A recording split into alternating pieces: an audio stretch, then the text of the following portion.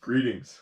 My name is Brendan Cooney. I'm the founder of Essential Wild, a wilderness retreat and adventure business aimed at helping people discover the rhythms and skills and tools of holistic wellness and healthy spirituality. Everything that I teach, everything that I produce on this channel and write about is grounded in Christian theology. My background is in ministry and in youth ministry, and love just working with people to explore that movement of healing, of growth, of reconnection, of just discovering the depths of themselves and how they connect with God. And I wanted to take a moment before we do centering prayer this morning which is a form of Christian meditation, to explain a bit about just what is the wild, what is the wilderness, and how does that kind of work together to help us move into healthier states of being, healthier rhythms of living, and healthier ways of loving ourselves and others and this world in a sustainable and good way. Um, the wild, the purpose of the wilderness, of actually taking people out of their normal context, their homes, their places of living, the views, everything that they're used to, and moving into the woods, into the mountains, is really part about just like freeing us from those detachments, freeing us from those things that oftentimes become our just normal rhythms, our normal expectations of life. And when we do that, we're able to more intentionally pay attention to what's really going on in the wild within. And the wild within is the fascinating part. It's really the focus of everything that is on this channel, everything that I write about, and everything that I'm trying to teach and share with people. Because the wild within is really about that experience, that felt sense of confusion, of hurt, of, you know, a difficulty, a challenge in understanding our own choices and emotions, and why we struggle to love even those people closest to us, why people betray us, hurt us, why there's such pain and violence in this world, and all of that becomes this, experience of just stress, of anxiety, of depression, of, all forms of mental illness and toxic stress that can develop over time, and if sustained, if not brought, found relief for, or learned how to manage and balance well, and, develop that sense of resiliency and strength, can become incredibly damaging and toxic to our sense of self, our wellness, our physical health. Not to mention the way we treat others, the way we treat ourselves, the guilt and shame that we can feel at times. And all these things come from all this unprocessed, unconscious, internal baggage that most of us, out of sheer survival for getting through the day, or trying to pay our bills, or do whatever we need to do, or maybe we just don't know how to move into that inner wild. That's really what I'm focusing on.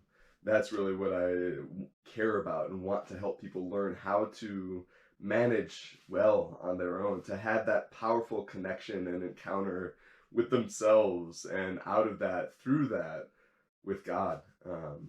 And believing that that happens really powerfully out in creation, out in the mountains, out in the wilderness, out among the trees and the rocks and animals and the sky. And just when we remove ourselves from all of those oftentimes unhealthy attachments that we have, or unhealthy rhythms and pace of life that we maintain, that we discover a new way of being, a healthier, more holistic way of loving ourselves to the depths of who we are at our core, the way that God loves us, the way sometimes when we find that special person, the way someone else can really love us. But really, even that expression of love is a manifestation of divine love, of God's love. And it will never quite be everything that we are searching for and need and crave, which is why we need to learn how to tap into that for ourselves.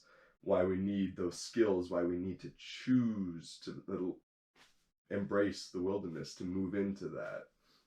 And so if you can't go on a retreat, or if that's not really possible for you, or you don't live in the Denver area, then part of these videos, part of teaching, introducing Christian practices of contemplative spirituality, that help us move into that inner wild is, for me, the best thing I can offer. And I just want to share that with everyone. And so this video is really about introducing centering prayer as well as introducing Essential Wild.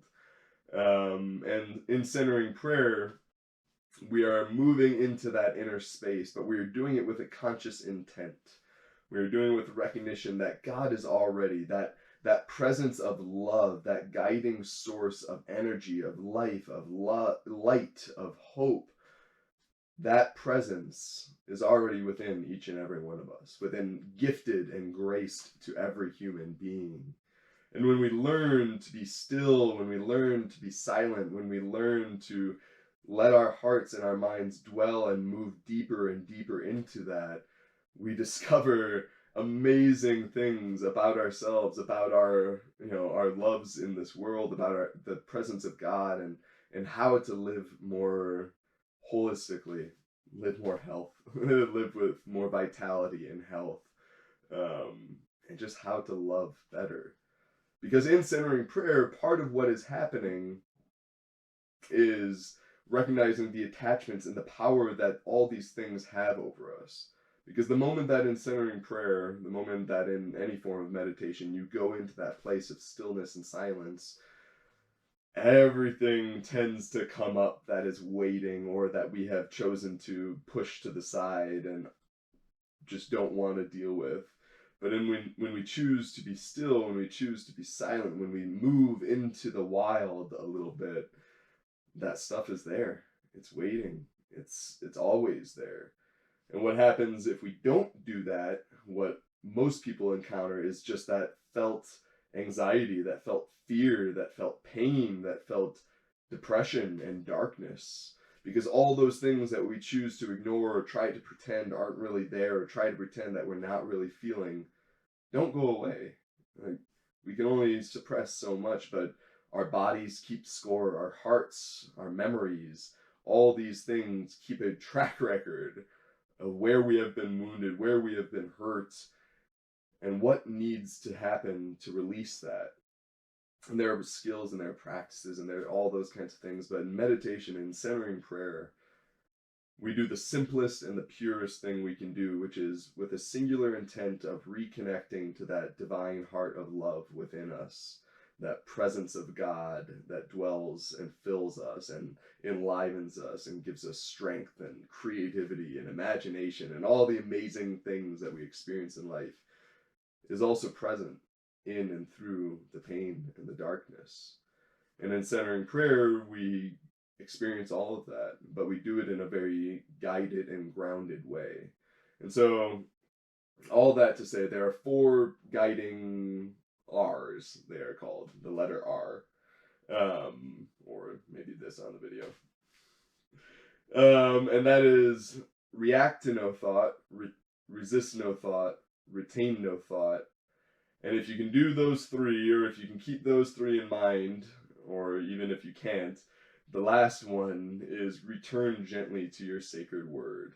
And the sacred word is simply one word that you choose before we start the time of solitude, silence, meditation, prayer. It's one word that really embodies that desire to connect to yourself, to know God, to know what it's like to live in that place of union, of harmony, of health, and holistic thriving.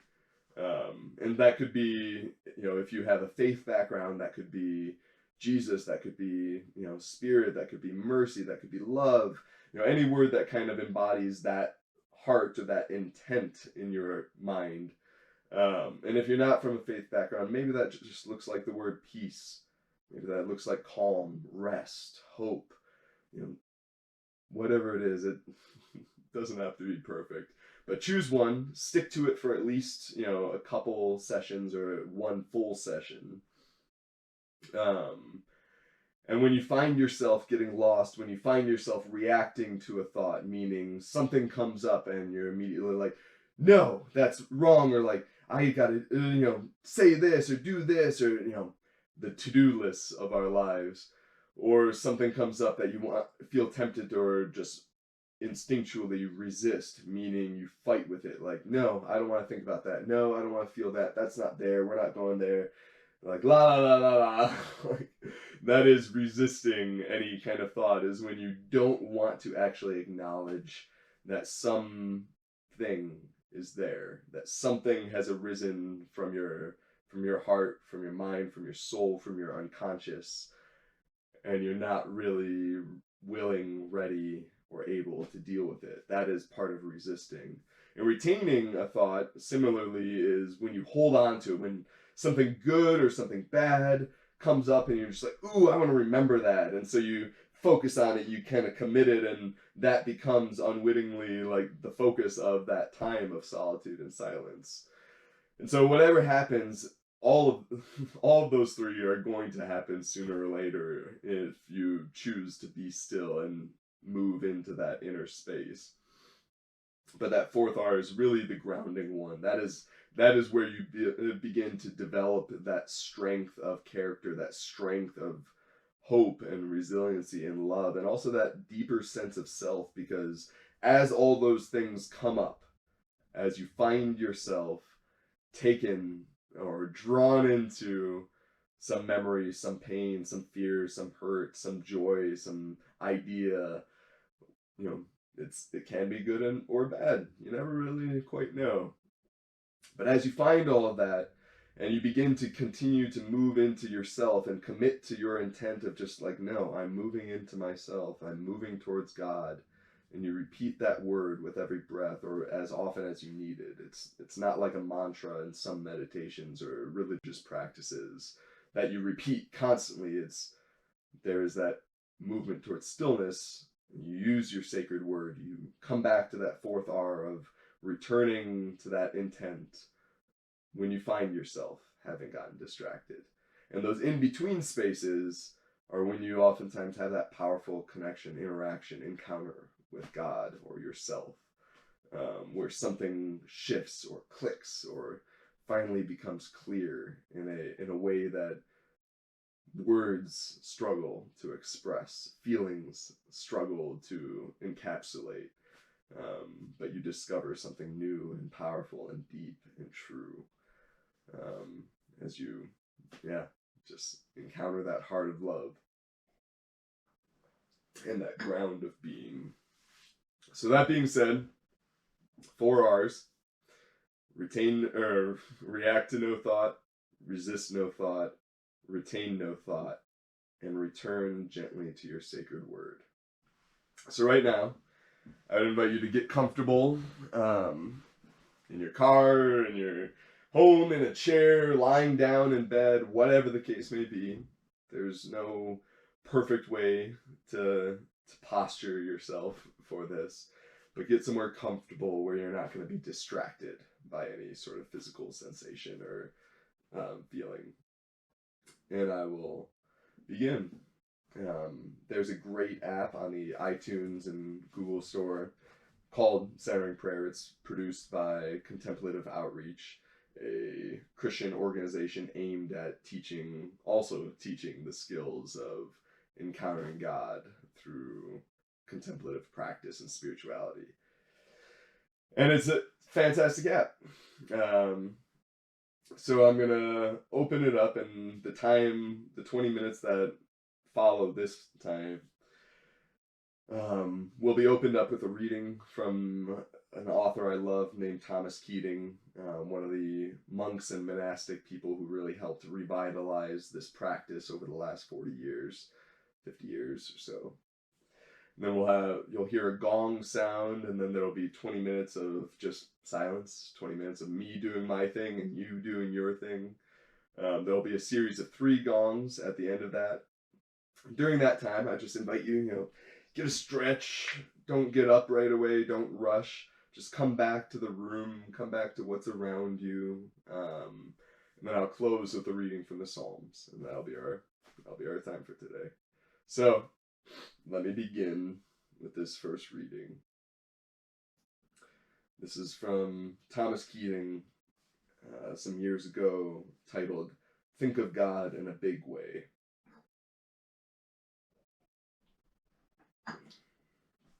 He says, think of God in a very big way.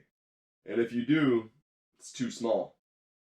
You can't think of anything more wonderful than this God, and you can't figure out anything about God without a special grace. God is so marvelously good, there is no word for it. So gentle, so considerate, so kind, so tender, so everything marvelous. That is God, and whatever you say is far less than it is. As Paul says, it hasn't crossed the imagination of any human being what God has prepared for those who love him. May you enjoy this time.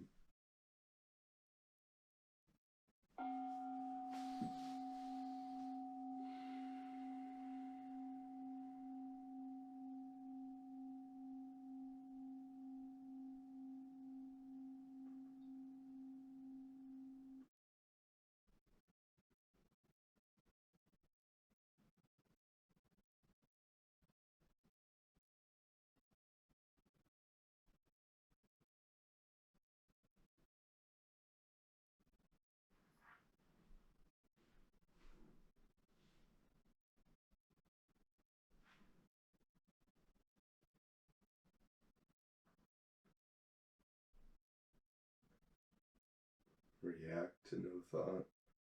Resist no thought. Retain no thought. And return gently to your sacred work.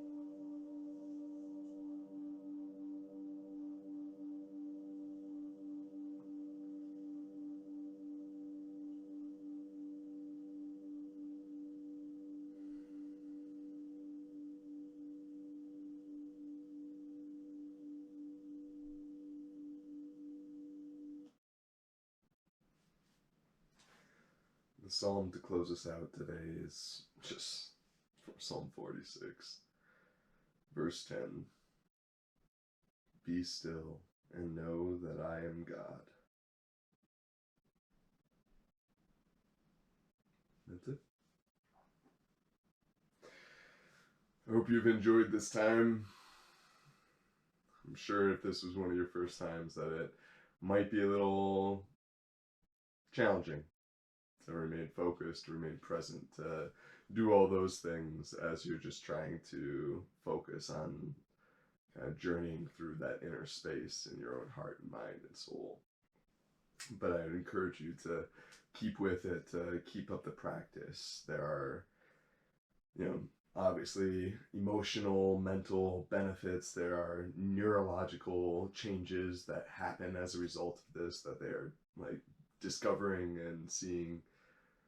But choose your rhythms, choose your habits, because that dictates your quality of life. That dictates the way you experience love and joy and connection to yourself, to others. You're beautiful. You're worthy of love. You're loved. God bless.